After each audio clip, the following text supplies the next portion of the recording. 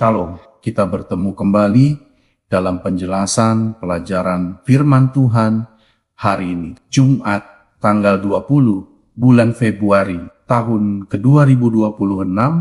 Pelajaran hari ini merupakan pendalaman untuk pelajaran firman Tuhan sepanjang pekan ini. Bapak Ibu yang terkasih, pemikiran tentang keilahian kekal. Yesus Kristus merupakan inti dari iman Kristen dan menentukan pemahaman tentang keselamatan. C.S. Lewis dalam Mere Christianity menegaskan bahwa Yesus tidak dapat dipandang hanya sebagai guru moral biasa, karena klaimnya menuntut pengakuan bahwa ia adalah Tuhan atau harus ditolak sepenuhnya. Jika Yesus bukan Allah yang kekal, maka pengorbanannya di kayu salib hanya menjadi tindakan manusia biasa yang tidak memiliki kuasa universal untuk menebus dosa. Namun jika ia adalah Allah yang kekal, maka kematiannya memiliki nilai tak terbatas yang mampu menebus seluruh umat manusia. Karena itu,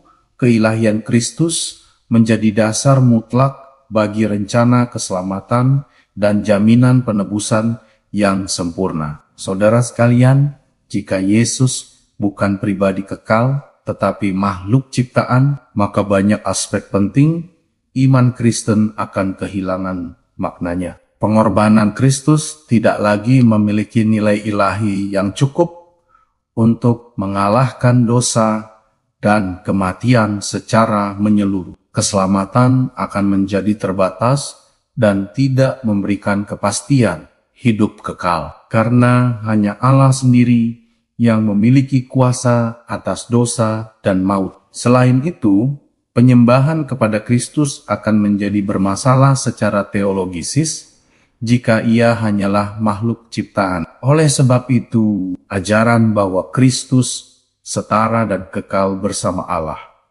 Bapa menjaga konsistensi iman Kristen tentang penebusan, penyembahan, dan keselamatan. Bapak Ibu yang terkasih, pemahaman tentang rencana keselamatan juga harus dilihat dalam perspektif kosmis, yaitu keterlibatan seluruh alam semesta dalam peristiwa salib. Ellen G. White menekankan bahwa pengorbanan Kristus tidak hanya berdampak bagi manusia, tetapi juga menyatakan karakter Allah kepada seluruh makhluk ciptaan. Makhluk surgawi yang mengenal kemuliaan Kristus menyaksikan dengan takjub ketika Sang Pencipta rela merendahkan diri dan mati bagi manusia. Peristiwa ini menunjukkan kedalaman kasih Allah dan keadilannya dalam menghadapi dosa. Dengan demikian, salib menjadi pusat pertentangan kosmis antara kebaikan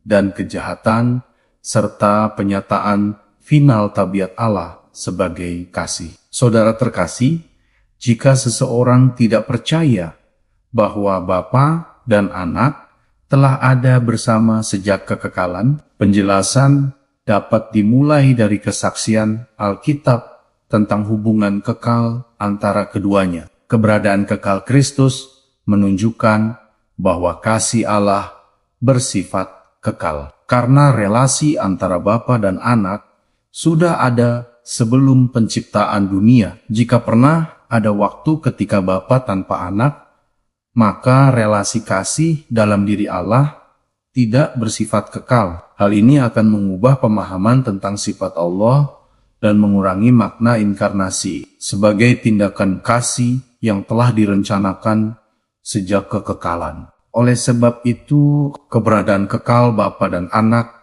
menjamin bahwa keselamatan berasal dari rencana kasih yang telah ada sejak sebelum dunia dijadikan. Bapak Ibu, konsep pemisahan sementara antara Bapa dan Anak di kayu salib menunjukkan kedalaman penderitaan Kristus dalam menanggung dosa manusia. Pemisahan tersebut bukan berarti hilangnya kesatuan hakikat ilahi, tetapi pengalaman penderitaan yang nyata dalam karya penebusan. Melalui pengalaman ini, Kristus menanggung akibat dosa manusia secara penuh sehingga pendamaian dapat terjadi. Hal ini menunjukkan bahwa keselamatan bukan tindakan simbolis, tetapi pengorbanan nyata yang melibatkan penderitaan ilahi. Dengan demikian, pemahaman tentang relasi kekal Bapa dan Anak